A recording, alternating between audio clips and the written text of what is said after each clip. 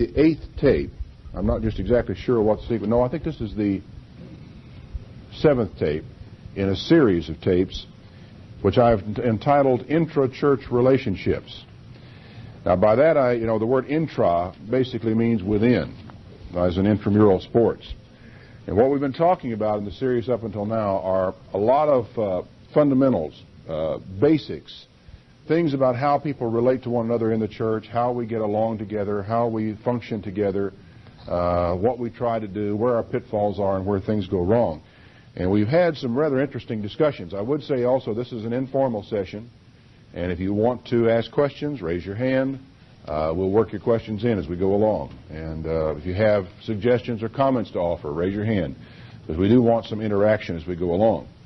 But we've been talking about a lot of things. The last seminar, in fact, which you'll get to tape later as a part of the whole series of this set, we did a little role-playing about imagining that we are a local church and that I am a minister who lives about 50 miles down the road, and you all have been meeting together for some little time, and you've decided that you would really like to seek a charter, and you've asked me to come down and be your minister.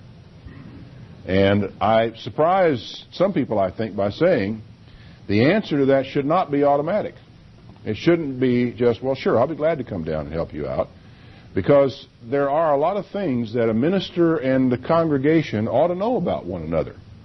There ought to be a meeting, a discussion, an exchanging of thoughts. We actually did a little role-playing, and I think you'll find it of interest and find some rather surprising concepts as you consider what questions a minister ought to ask a congregation and what questions they ought to ask him. Because a great deal of the troubles and difficulties and headaches that we get involved in church relationships are because of bad expectations or unmet expectations. I come to this church expecting this set of things are going to be done, or we're going to work in this way. You have me coming there expecting that I am going to be going this other way. Sooner or later, we're going to have problems. So it's far better if we can come to maybe understanding our expectations, that we have a clear view of the goals of the church, the objectives of the church at large, and the objectives of this church. So before we ever make this commitment to one another, so that later on you don't start getting frustrated with me because I don't understand what you want to do, and I start getting frustrated with you because you don't agree with what I'm trying to do.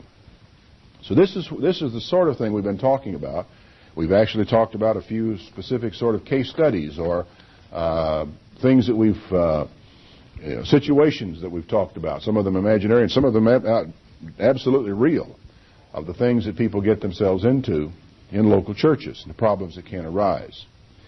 Now, if I come into a local church, and I'll mind you, we are continuing on a previous subject, so I hope you'll bear with me on it. If I come into a local church, as a young minister particularly, this was one of my problems.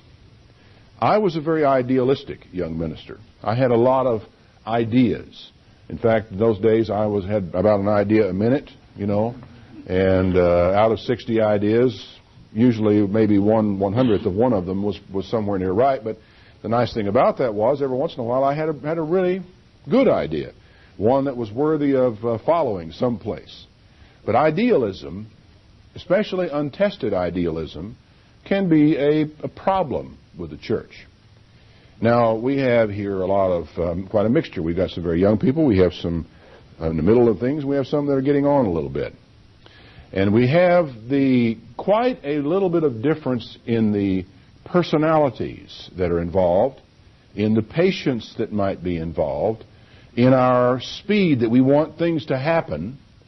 And these things can create tensions as you try to relate to one another in a church. That sometimes young people want to see a lot of things change very quickly.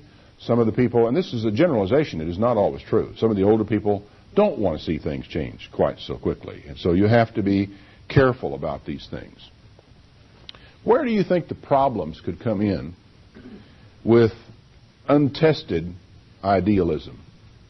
Any of you ever, does anything leap to your mind in that regard? Have you ever found yourself in trouble because of being too idealistic about something, expecting things to be better than you really had a right to expect them to be? You're nodding your head. Tell me about it. No, not you. What was the name? Bob. Bob? Tell me about it. Well, I guess a couple of times when I first left the Worldwide Church of God and came to the Church of God International, I expected things to be somewhat different in style and maybe a bit more harmony than what I actually saw when I got there. So no, fair enough. Yeah, I think a lot of people have had that happen to them. They've come out of the Worldwide Church of God, which has at least an illusion of unity, and I choose my words carefully. We may talk more about that later. And where we come to the Church of God International, where people say, well, they have the same doctrines over there, and we sort of expect that same sort of unity and get a little bit of whiplash when it isn't there. The tolerance of varying views in the Church of God International poses a problem for people who come to the Church of God International with a set of expectations. Now, when you get into the Church of God International, I think that you have some varying responses from Worldwide Church of God people once they are here. Some of them are able to make the adjustment, and some of them are not. Some of them never do get around to really dealing with the Church of God International and realizing that even at this point in time, the Church of God International is in transition. You all are aware of that, aren't you? That we really are still in transition and probably will be for a long time to come. That the tolerance, now you came over with that set of expectations. Now over here we have this fellow who never was in the Worldwide Church of God. He was a Baptist. And he comes to the Church of God International. How do his expectations, do you suppose, vary from Bob's? What do you think, Tom? That depends on the individual. Yeah. Really. But could you generalize? Their backgrounds are different. Yeah. A Baptist is used to voting on things in church. Yes. To him, the fact that we have a church meeting and we all vote on whether or not we're going to do some particular thing comes as absolutely no surprise to him at all. Now, there are some things with the Church of God International that could pose a surprise to a Baptist coming over. So basically, yes. And anyway, the point simply is that to be aware of expectations and aware of the fact that if what you're going to propose in terms of a plan to people doesn't fit those expectations, we've got problems. And so you're going to have to deal with that as you go along and be aware that that's the case. Idealism is not a bad thing. It really is quite a good thing. If it weren't for idealism, a lot of us would never take some of the challenges that come our way that we ought to take. But there are problems that can come along. And for example, accepting a job which has defeated a whole lot of other people may really just be a matter of not so much idealism, but a challenge to your ego, and that you want to do it because you believe that you can do it where other people failed. I made that mistake. I made that mistake when I accepted the job of the head of church administration in the Worldwide Church of God back in the 70s.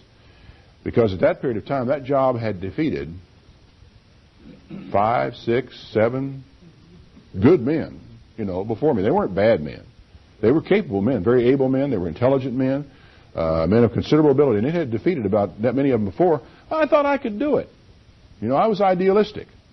And that idealism, and if I look back on it, I have to kind of question where my idealism ended and my ego began. Because frankly, I don't think anybody without some degree of ego would ever have accepted that job. I have to be honest about it. And sure enough, I worked at it for a couple of years, and I had no more success than the people before me had. I was asked to move on to a different job. That was, in the terms of management, a man-eater, that job. It just destroyed one person after another. And, I've finally learned since that time that when you find jobs like that, you don't just stick one more man in it and let him eat him up. You change the job. You change the structure. You do something with that so that doesn't happen anymore. I use it as an illustration simply to point out the fact that a lot of times we accept things, we get involved in things when we really shouldn't, because we are idealistic. Just because someone comes to you and asks you to start a Sabbath school program doesn't mean you ought to do it. I got an amen almost out of that one. Doesn't mean you ought to do it. Now, of course, when somebody comes to me and says, how about a Sabbath school program in our local church? I said, that's a wonderful idea. When are you going to start it? But you know, that's a little unfair, too. Because this person who's just come to you is very idealistic. They see a need, and they want to see that need met, and they may want to meet it right now. And it may be that your church doesn't have the resources, there aren't the people, that other people won't jump in and start backing it up. Now, this leads us to another problem, though. A lot of times you get one person or two persons, or it may be the minister, it may be somebody else, who wants to initiate a program, who wants to get this thing going, who wants to whip it up. And so consequently he will, in some forum, or the leader, the minister, the host, or the lay member who is idealistic and wants to start this program, will start working on it around about people. Sometimes when they start that, they begin to meet resistance. And they don't understand the resistance. The resistance hurts, and reactions set in. Do you have any idea what's going on here when this happens? Do you have any feeling? I mean, can you hang a label on what's actually taking place when that sort of thing goes on? Rejection.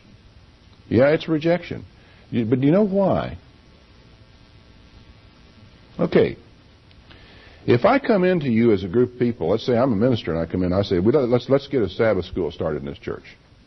You know, we got a few people here and we got children here. Let's get us a Sabbath school started.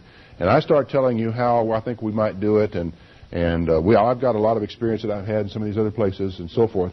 You know, it may be a real good idea, but what it's turning out to be is my plan for you. My plan for you. That can be a problem. And if people kind of feel that you are condescending, if they feel that you think that you can do it better than they can do it, or if they think that in the saying that we ought to get this going, that you are criticizing them for not having already got it going, that wouldn't happen, would it? Yes, it would. Nobody would ever, come through or somebody would feel that you're criticizing them for not having got this already started by trying within the way that you're starting it now. Sure, they could feel that way. Now, you could almost get the impression that there are little feelings all over the place and that you could step on them very easily anywhere you go, and you'd be absolutely right. Now, you can idealistically say, now that ought not to be that way. I agree with you, but what difference does that make? It is that way. And we have to make up our minds, are we going to live with that, work with that, step around that, try to make it work better, or are we just going to go plowing right on ahead regardless of whose feelings get hurt? My plan for you is not going to be the way to get things done in your local church.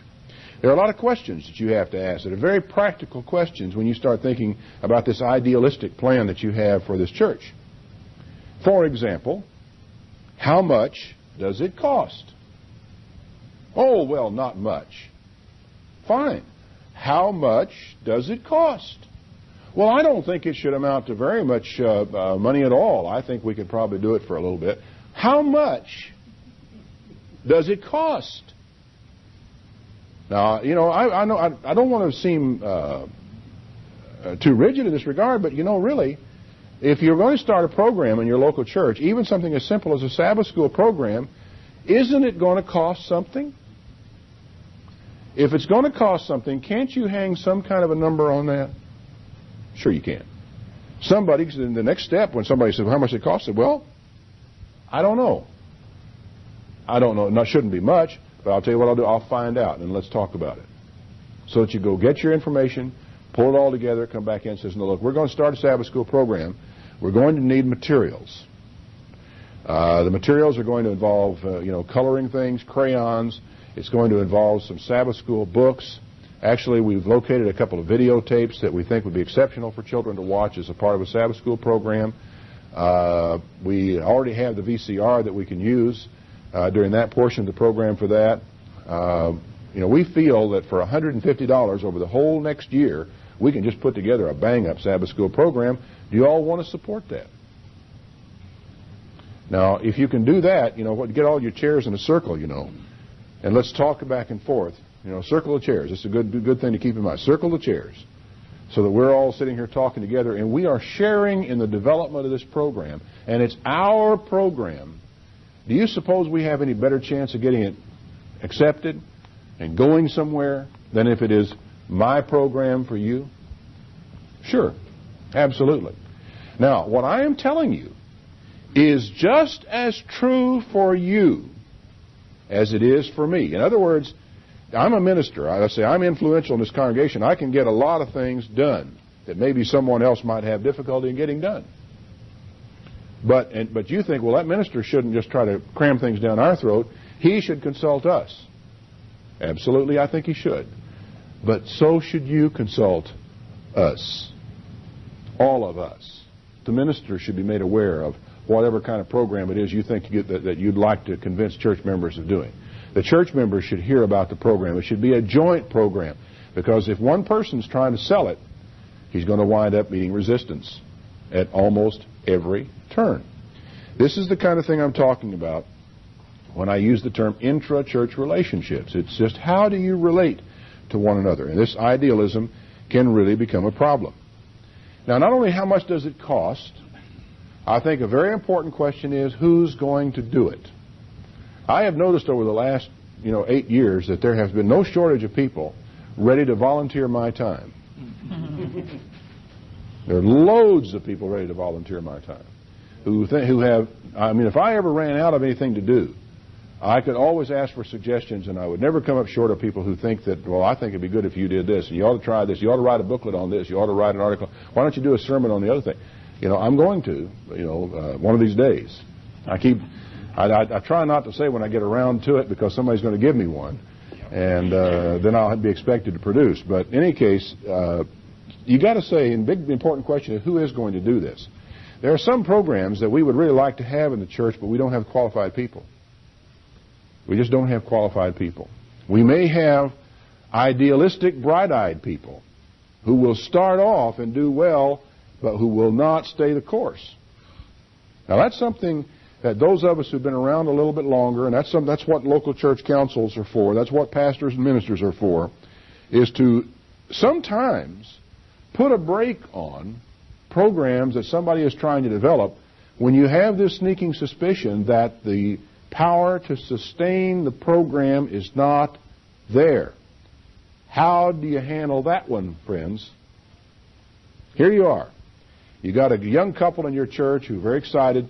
The problem is they have started a couple of things in the past because they were excited and very idealistic, which they did not carry on through. And now here they are with another program that they would like to start, and you're concerned that they might not carry through.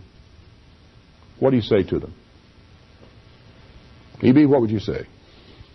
Well, this is something that I've said a number of times, that before we start to dive into the water, we need to find out if the water's deep enough to keep them getting hurt. Mm-hmm. In other words, bring them around to counting the cost and say, well, now, it's going to take a sustained effort to do these things. Mm-hmm. And this is one of the things that's a disappointment for people that have come out of the other organization. Yeah. It's because there was a plan, there was a program in the other organization, and there was something for everyone to do. Yeah. For their children and this and that. And but summer camp and all of this, and they have voiced disappointments and said, well, when are we going to organize? When's it going to get organized where everything is served to us? Mm-hmm. And this is something that I know Tom has had to deal with, and many of you have, and many others, that you just say, well, this is going to take some time. Yeah. It's going to take some time. It's going to take some resources. But most of all, it's going to take us counting the cost and us convincing one another mentally that counting the cost. Go slow at this, or else you just have to get out of the way. If they want to run over you, well, you have to step in and say, well, you go as far as you can. You're going to fall down. Yeah. Now, essentially, warn them. In other words, warn them to count the cost. Remind them of the difficulties. Yeah, what was it back here? Well, I was just going to say that when you start out with an idea about something, you need to define exactly if you have the need. And I think when you're talking with this particular couple that are very zealous about these programs that they don't finish, they haven't defined their needs, nor have they set their objectives. So that they, in my business, I have due dates, I have things I have to get done, and I know they have to be done by certain dates. So you would say, well, we need to have this. Your objective is to start a Sabbath school, and I think that's a very good possibility. And there is a need for that in the church. Obviously, you wouldn't have this idea. Let's have it in place by a certain time period. Then you make your plan towards your objective, and you help them work out the plan as a group collectively. That way they have a track, they plan their work, and they work their plan. Okay. Then they reach their goal, and they're not, then they learn, because, that's a Christian principle. So then they learn, as the group learns, that we follow our plan and we accomplish things, i.e. we're headed for the kingdom. So Yeah. Now, do you think there could be a case made for a periodic planning session with the local church to take a look at your programs that you want to do, so that this program that this young couple has just come up with can be looked at in conjunction with other programs that the church is considering by several people? We do that now in the Fort Worth Church. Yeah. That's just part of the way we're running things up there now. So you have a periodic planning meeting. Okay. Do you evaluate the things that you have done? Of course, we're still in our infancy, but we have Yeah. redefined our goals. And one of our goals was, are we going to put an advertisement in the Fort Worth Star-Telegram that's where we meet? Well, we had to redefine that. We decided, yes, that was a good idea, but then we had to check that objective of ours, because we felt like if we get to this point and we want to move again, then we're going to lose continuity in the new members, perhaps placing a stumbling block before these new people in Christ. So we think we need to solidify where our meeting place is going to be, i.e. where we are now, we hope, and then we will run the advertising. So that's a perfect example of what you're talking about. We redefined this over the last 2 months. Now then, this is, I think, a very good illustration of the kind of thing we're talking about. And that is that everybody gets together and they talk about this thing of, let's run an ad in the paper. Good idea. Idealism, personified. Oh, we were zealous too. Yeah, and you really zealous and ready to go. Okay, then somebody asks the question, why are we doing this? What are we trying to accomplish? What's our goal? Awareness. Okay, in other words, your goal is awareness. How are you going to evaluate whether or not it did any good? We would know in time, because people are obviously seeing, but we hope they're seeing the broadcast. Yeah. We do have plans for you to Do campaigns for a week or two. There you go. Did I tell you? Did I tell you? We understand that it's our plan collectively, right? Right. So we know that you're in harmony with us. And then we will show some growth. Consult. Talk about weekends. I got you, right. Consult my manager. My manager is Charles Gross. He handles my things. Yes, Bob? Having been through some pretty doggone difficult times with the Fort Worth Church and people who have come up with ideas, some zealous ideas of doing some type of stimuli for projects, I can't help but say that, sometimes you have to sit down realistically and say, and not to take the wind out of them, but to at least get them to accept the idea that it may not be received as well and with the same enthusiasm that they have for the idea. Mm-hmm. And you have to furnish it with the fact that it may be rejected. It may come back 2 or 3 times before the project really gets lifted off the ground, or their idea gets lifted off the ground.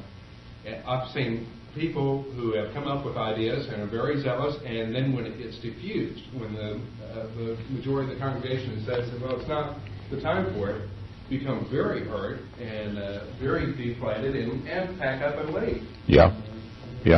Now, I have a suggestion to offer. This is a very real problem. It's a very real problem of the person who has an idea, has a plan, has something they want to get done, and it is rejected. And they resent the congregation for rejecting it. Okay, guess what happens if it's the minister who is the rejecting agent? Solely and single-handedly. Tough proposition, isn't it? Creates a major difficulty. Is it any difference if a group of people reject it? Yes, it is. It's a lot stronger situation. A lot stronger situation. And it's better for the person because he is less likely to be hurt, turned off, and turned away.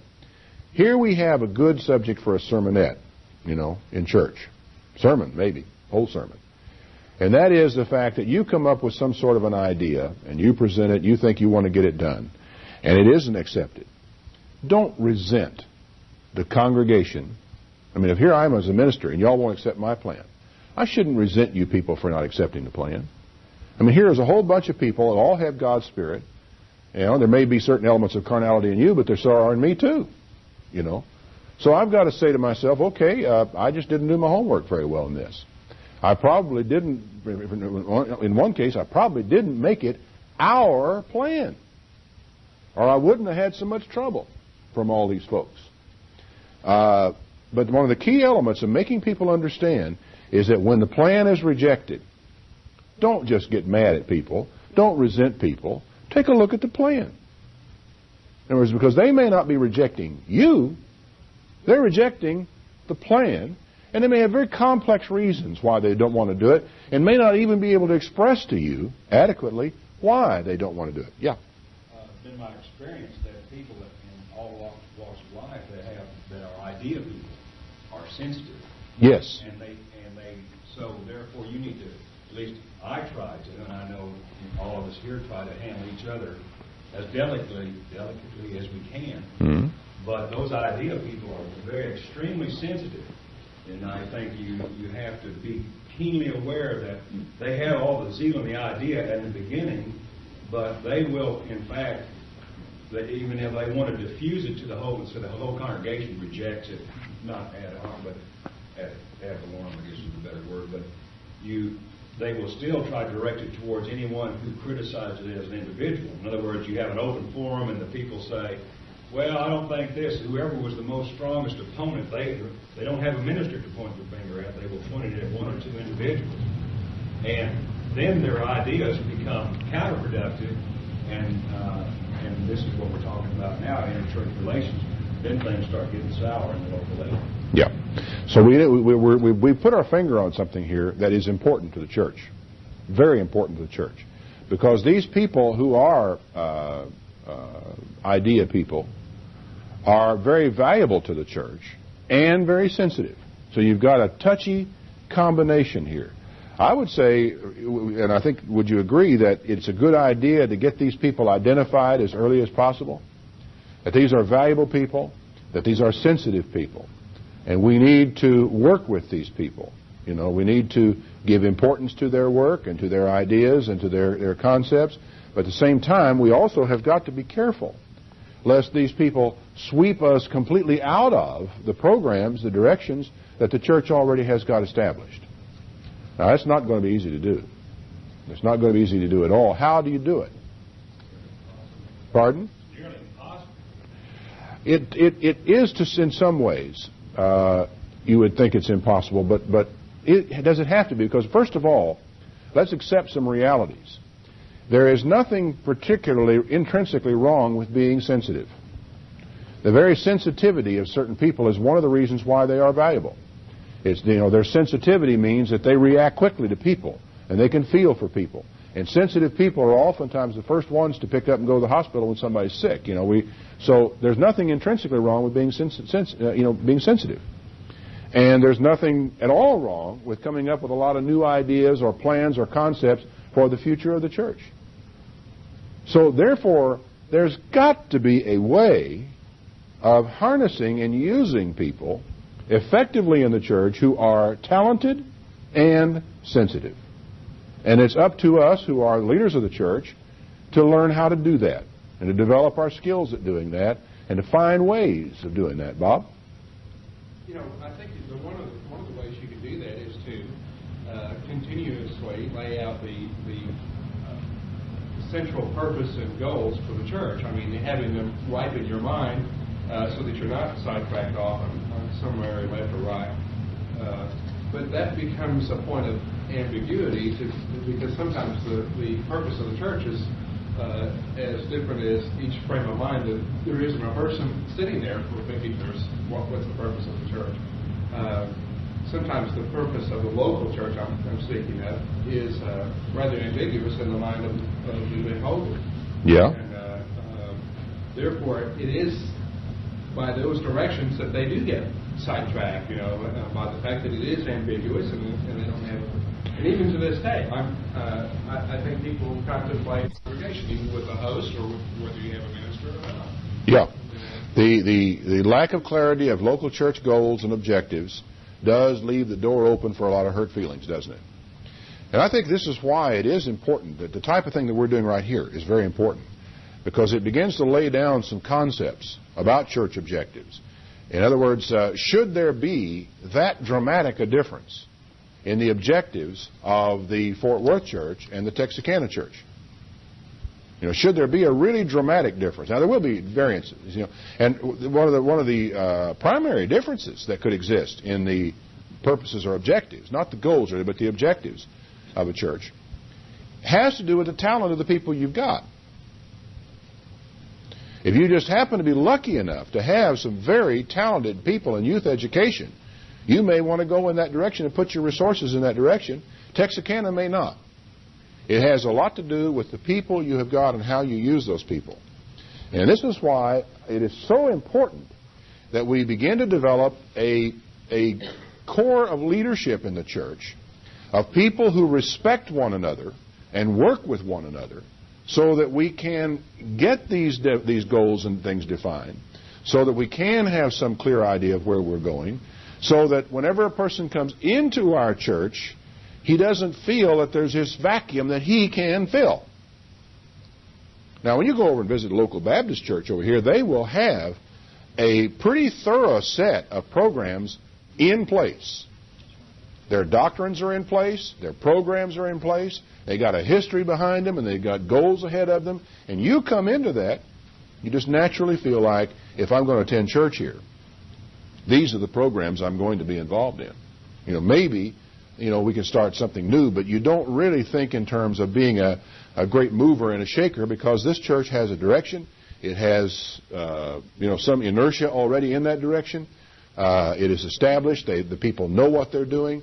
One of the problems that we've had in the Church of God International from day one is the fact that a lot of people have perceived that we didn't know where we were going, or that we weren't absolutely sure what we believed. That was a false perception. It was a very erroneous perception. I have never had a moment's doubt about what we believe and about where we're going. Not a moment. But a lot of people, when we got started down here, thought we did. And so they said, here's a vacuum. How about sacred names? Here's a church that's open to new ideas. How about sacred names? What? Something else?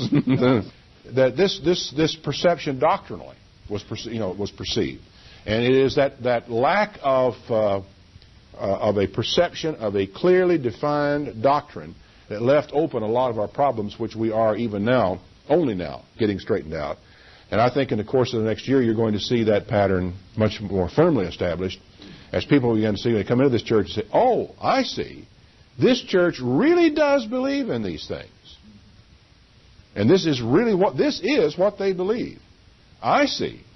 As opposed to coming into it and saying, these people are not sure what they believe, therefore we can maybe change some things as we go along. The same principle applies to programs that are not doctrines. If a person comes in and perceives that we don't know what our programs are, that we don't know where we're going, that we don't have something we're going, here, let me show you. It's like as a minister, I've got to be careful about saying, publicly that I don't understand some particular subject. Because generally speaking, subjects that when I will say that about it, are things that I don't believe anybody else does either. But just guess what happens the instant I put on the tape program that I don't understand something. Jack? Oh, yeah. Oh, yeah. There's the old saying, fools rush in where angels fear to tread. Jack? First, I thought it was a put off in a way when coming up with all these kind of doctrines. And you guys would say, well, look, sit down, type it up, put it in writing before we can study it. And I do that now when somebody comes up with, I said, look, if you'll get that in, or they'll get frustrated because you don't have the time to sit down for 3 hours and listen to their story. And then they'll talk to me maybe. I'll say, well, look, if you'll type all that up and mail it to me, I'll present it to Mr. Gardner. Maybe he'll read it. And 90% of the time, it's over. maybe some of these local ideas that people have in the local church, if they were to be, asked, well, that sounds like a good idea. Let's put that in writing, double space it, so we can all make copies and study and make notes. Probably 90% of that. There is an enormous amount to be said for putting things in writing. If an idea, if you can't write it down, the chances are it's not well enough formulated in your own mind. And I would say that any time you've got some brand new idea, something you want. Now, naturally, there's nothing in the world wrong with sitting down with an old buddy over a beer or a cup of coffee and talking about it. Say, I've got this idea, it may be the worst idea in the world, and here it is, shoot it down if you can, and throw it out. But when the time comes for yourself, sitting down with a pad, yellow pad, and a pencil, which is one of my favorite techniques, or I'm getting to where I use my word processor for a lot of this because I can jiggle all that stuff around. But whatever it is you use, a yellow pad and a pencil is a perfectly good place to start. And start writing down your ideas and putting them down in old, cold black and white. Because that's when you start beginning to find the weaknesses in your own argument, and you find your own problems and your own difficulties. And it's not a thing in the world wrong with doing as Jack suggested. So you got some bright-eyed, aggressive young person in the church, tell them to write it down. Let's take a look at it. Let's give copies of it to the membership, and then let's get together and let's have a discussion. Or let's get the church council together and let's have a discussion. Because a lot of times you don't need the whole church to discuss a lot of these things. What you need are the leaders and the pillars of the people, to deal with certain aspects of the church. You don't need to bother somebody from who's only there once a month anyway. You basically know who the people are in your church who are going to be influential and who are not going to be influential. These are the people to work with in this kind of thing. But anyway, kind of summarizing what we've been talking about is I think we need to encourage these people not merely to come up with new ideas, but to get involved in the existing programs, to participate in what the church is doing, to spend a little time with them, to be sure that they understand the church's goals and where it's going. Draw people like that in to what's going on. That way, I think they're much less likely to be like a loose cannon running around the decks, wreaking havoc here and there. Get them involved in what's going on and spend some time with them. I think it's time well spent not only in damage control, but also in the future usefulness of this person. A loose cannon can be awfully dangerous, but one that's tied down, in place, sponged out, and loaded up and charged, ready to go, is a weapon. You can be used. Larry. One thing that I think we need to sort of just throw up in the air and see where it falls down in this particular aspect of the problem. It's something that I think everyone is going to deal with at least one time or another, sooner or later, is the individual who is the bright-eyed, who has lots of ideas, who is energetic, who is sensitive, who feels rejection. That you cannot necessarily, in trying to take their sensitivities, their talent, and everything else, and redefine them, help them get redefined within the goals and purposes of the local church organization.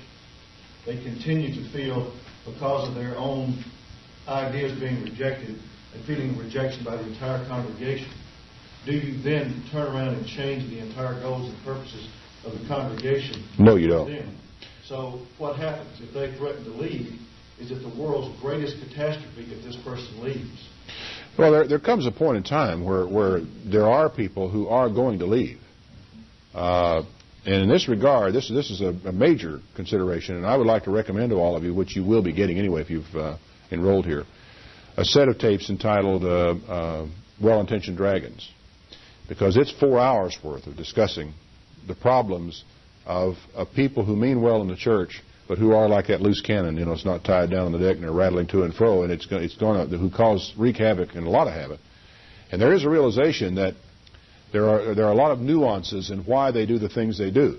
But you also have to recognize that there does come a point in time where some people are going to leave, and there's nothing you can do to stop it.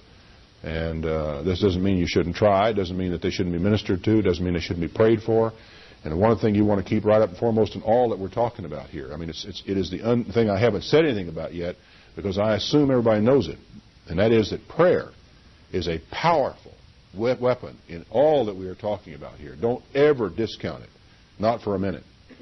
Sometimes you can accomplish a whole lot more on your knees before God in solving some of these difficulties than you will ever do by the direct approach. I think I've used the illustration, and I'll, at the risk of being redundant, I'll mention it again. The time that I was in England when I was having a lot of difficulty with a good old friend of mine who seemed like every time I'd open my mouth in a meeting, he'd step on me. And I finally got to the place to where, I didn't know what to say about it, and I didn't feel free to talk to him about it. So I prayed about it. And I began to pray very fervently about the thing and asking God to help him to see his mistake and help me to see my mistake. And I hadn't been praying about this very many days at all. And I was sitting in my office one morning, and he wandered in with a cup of coffee and sat down across the desk from me and said, I've been thinking. I ran across the scripture this morning in my Bible study that I really need to consider. And it is that scripture that says, that wisdom which is from above is first peaceable, easy to be entreated, full of good fruits, without partiality. And he just said, I realize that I have been that way. And I have not been exercising that kind of wisdom. He didn't apologize. In fact, I guess it's as close to an apology as I ever got from him. But I knew what he meant. I knew that he was sorry that he had been that way with me, and he realized he had been, and he hadn't been doing, and it was his way of telling me, I'm sorry, Ron, and we are friends, and we really were, and that friendship lasted a long time. So prayer, in my opinion, is absolutely the first place to start with all of these things. And it may be the place where it all ends, too. Because there does come a place where you are going to have to commit a person to God and let it go at that. Ian? Is there not a place where perhaps should we address the possibility of two ways of handling programs in the church? One is being discussed fairly well here, that the whole council, the church, understands what it is, where we will go, how it will cost, how it will proceed. Is there not a place for a totally voluntary situation like Ian and Thalia Houghton decide to put on a social event for the church? We get all the wherewithal needed up at our house, and we just simply invite the church to come. Oh, yeah. And participation is determined by how many people show up. But our idea, we're not going to get rejected. The only rejection will come if 3 people show up to our event. But that tells us. And if there's food being shown, there's no chance that's going to happen. I mean, you got food there.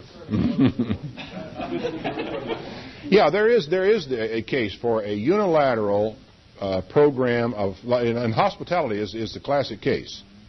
Because it doesn't really require a whole lot of people to be involved in it or have even involved in the decision. Although I think that what we've done here in Tyler, where we've had some of those, is that there has been a discussion of the calendar with the council and so forth, so that we don't get any cross purposes. But we had a really terrific time up at the Great Houses. And when all of us went up there, they just invited the whole church to come up to their house for a cookout one evening. And I think other people were probably involved in that, weren't they? Or was it just the Great Houses and maybe a couple? Seemed like there's some other volunteers that were involved in that. But it may be that everybody just sort of pitched in and helped with what happened. But because there were a lot of people doing things up at the Great Houses that night. And I think other people brought things, too. So, yeah, that type of thing, certainly. But, and of course, you can have situations, too, where you have a minister who's a very strong leader, very respected in the church, and that he is very influential and is able to run a lot of programs right on through, and that it works just fine without the local church council. And that may be just fine. I have perceived some problems in that.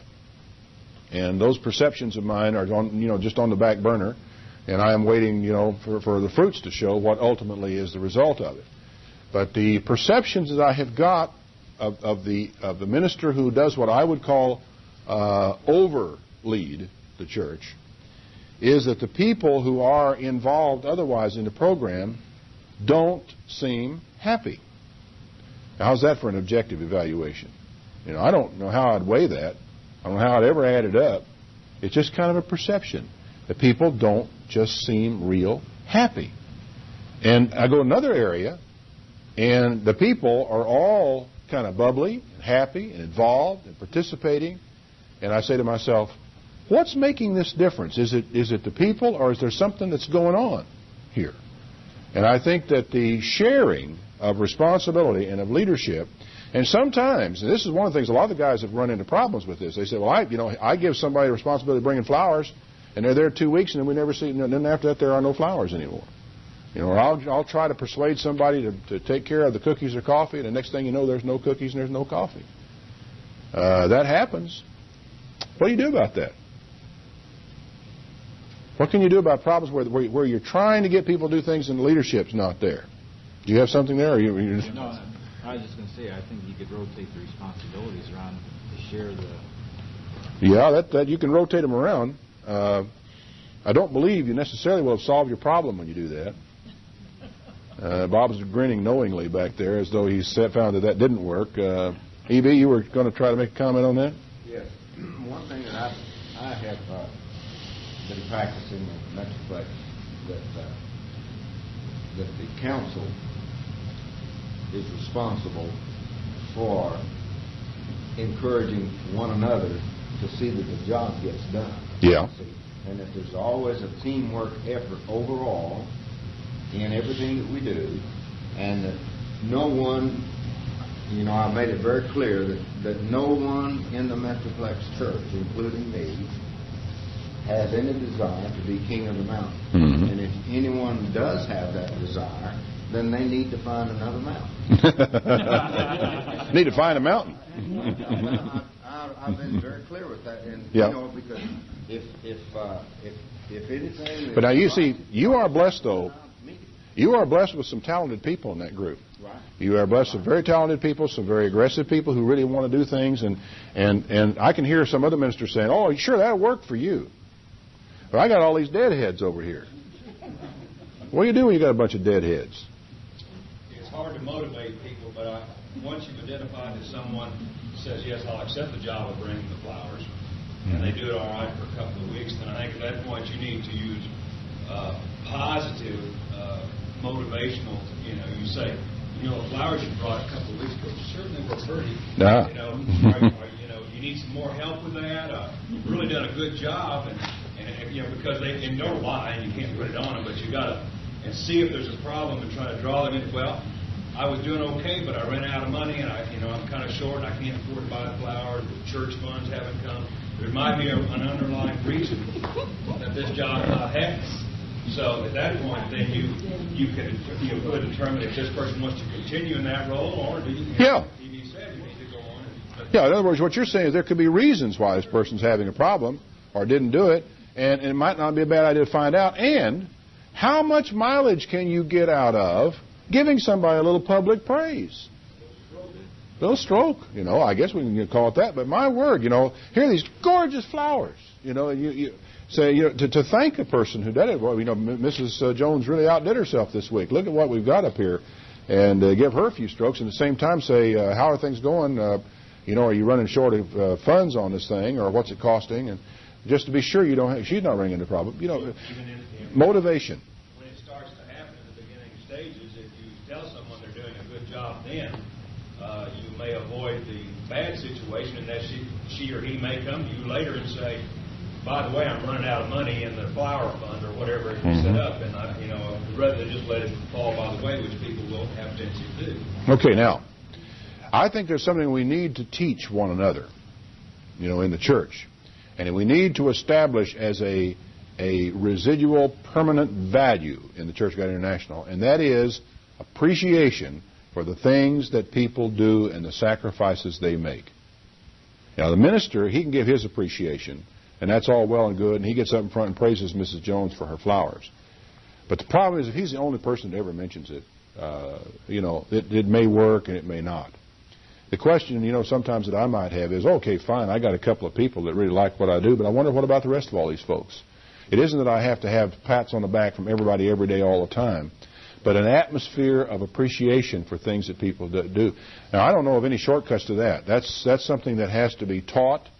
It has to be practiced. It has to be encouraged. This is where exhortation, where teaching come in. But I think gratitude toward God, but also gratitude to one another, has to be an intrinsic value in the Church of God International if we are going to have the kind of relationships that we need that really help us to work together effectively. And you can see from the kind of conversation we're having here, the value of being able to get a group of people together and discuss problems, how to get things done.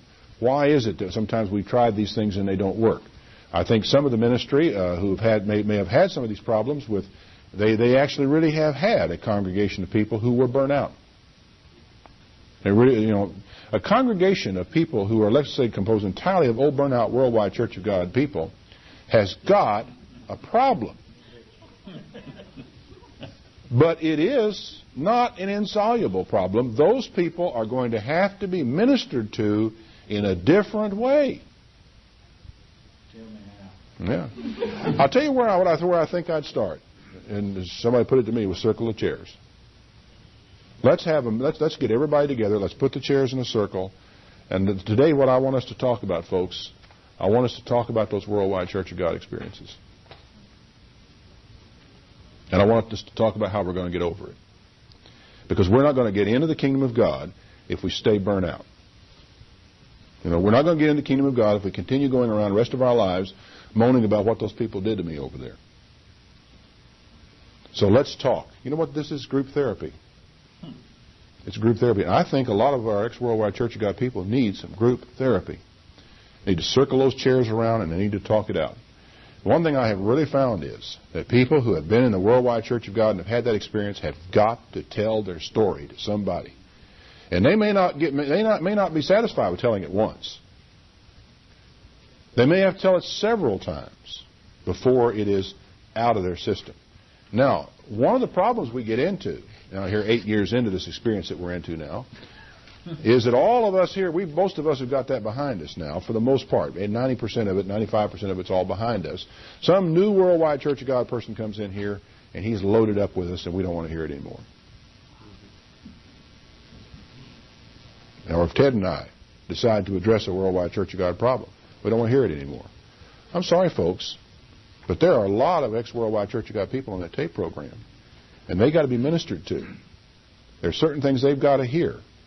And I think that we're missing a bet by not having some group therapy sessions with our ex-Worldwide Church of God people. Now, you don't have to be an expert at it. Let's get together and let's tell our story one more time. And then let's all agree, having told our story, that we're going to put this behind us and we're going to go on to the future. I really would recommend that to you. If you have that difficulty with some burnout worldwiders in your congregation, is maybe create a social situation with coffee and cookies and what have you, and say let's sit down and let's talk about this thing, because we have been having a terrible problem getting this thing behind us, and I think maybe the time's come for us to get it over with, get it out, and get it over with. If you get a new person come into the church, do it again. Give him a chance, if you want to, tell his story to everybody at once. And if you have a session, so he doesn't have to tell it to this person and to that person and to that person. Although sometimes I wonder if there is some therapeutic value in the repeated telling of it. But I think we're just going to have to be patient with those people. Bob? To compound the problem, which I've seen this once or twice before, where you have a member who leaves the Worldwide Church of God, he comes to the church and he's really got the burnout on the Worldwide Church of God. Mm-hmm. Suppose that he's also an idea man, and is very sensitive, and now he moves into the local church. He's very sensitive. He's very burned out about the Worldwide Church of God, the way he was treated there, and then zealously he wants to entertain the idea of putting in new programs for your local church and be an active leader in the church. Then you have a real combination of problems, because he's already burned out from where he came from, and had all these things he wanted to do over there they wouldn't let him do. Yes, right. And if he meets resistance, you're really going to have a serious problem on your hands. Mm-hmm. You surely can. You surely can. In fact, it might not be a bad thing for us to have sometimes at the feast, even as a little seminar session for people who have are just coming out of the Worldwide Church of God, or who want to discuss the experience of getting separated from the Worldwide Church of God. Have one of the ministers there to act as a moderator and let everybody kind of talk about this problem and how are we going to get it behind us and how are we going to go on from here.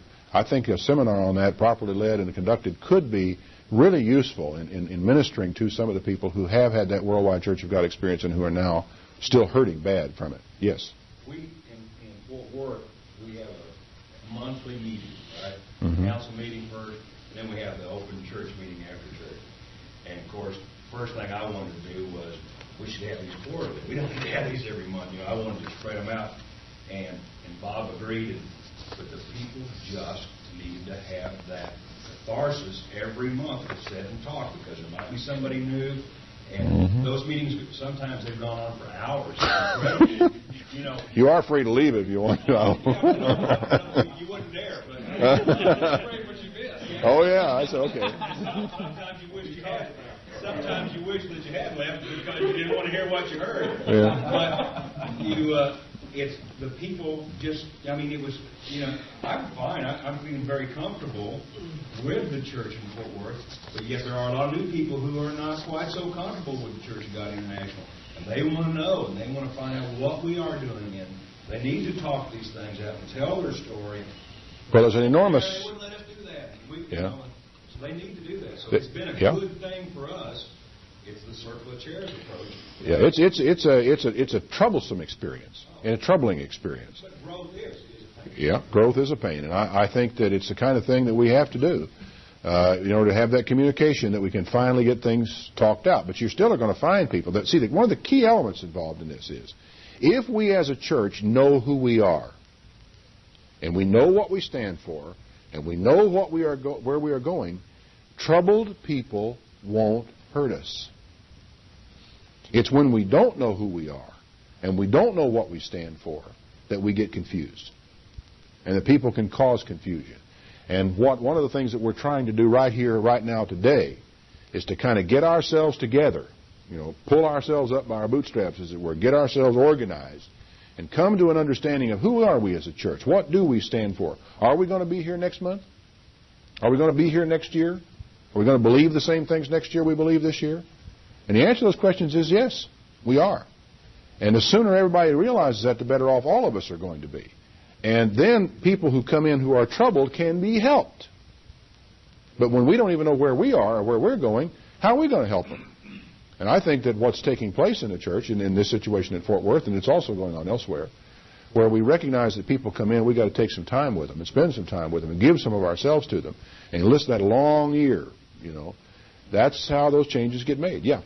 Well, down in Houston, we've had an amazing amount of experiences. But just briefly recap, well, I won't even recap it, but just recently, in fact, yesterday, we had a gentleman and his wife come down from four Feast of Trumpets. And they had been former worldwide people, and they had been over at the local Church of God Seventh-day for a number of years.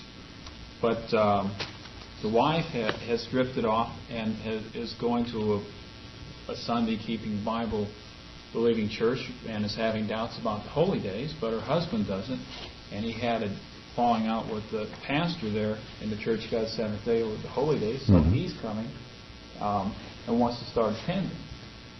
We have new people that are not from the worldwide background, and so we're growing little by little like this. And these ideas that I'm hearing and Jim's hearing, we can take back and we can see how this could be a lot of benefit. We can help with our pastor in that sense, and so